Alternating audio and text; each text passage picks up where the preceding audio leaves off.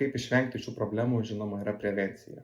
Tai šalia to, ką tikrai visi žinome ir stengiamės to laikytis, bet dar pakartosiu, tai rankų higiena yra pats svarbiausias dalykas, plovimas tiek rankomis, tiek dezinfektantu, nes ne viską dezinfektantas pašalina, kai kurios bakterijas būtent mes turim sukurti tą tokią nuplovimą ir dezinfektantas ne viską pašalina, bet šalia to mes galime žiūrėti, ką valgome.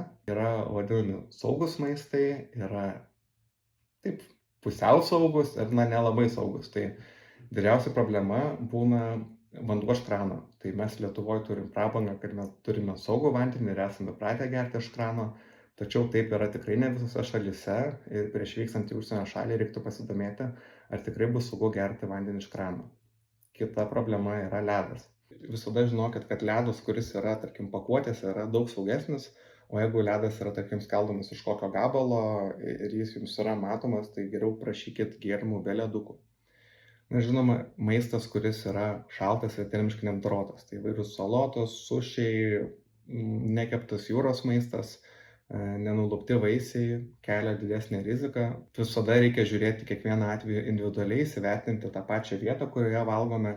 Tai tie vadinami street vendors galbūt yra ta tokia didesnė rizika, bet žinoma, yra ir to noro paragauti skirtingo maisto, tai čia vertėtų būtent pasidomėti atsiliepimais prieš renkantis vietą, kur pavalgyti ir į kiekvieną atvejį žiūrėti individualiai.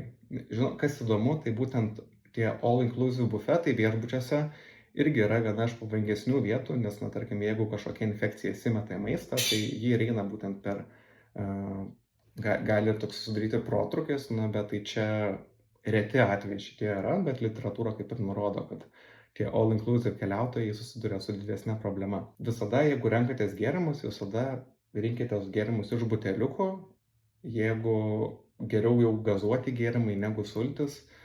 Ir kitas svarbus dalykas, tai gėrimai, jeigu gerti, tai geriau per šiaudelį, tai čia būtent kalbu apie skardines, nes tarkim, jeigu mes pasiimam skardinę ir ją atsidarome, viršus gali būti nenuvalytas ir padengtas įvairiais bakteriniais sukėlėjais, tai jeigu geriame per šiaudelį, mes turim tokį kaip ir papildomą barjerą.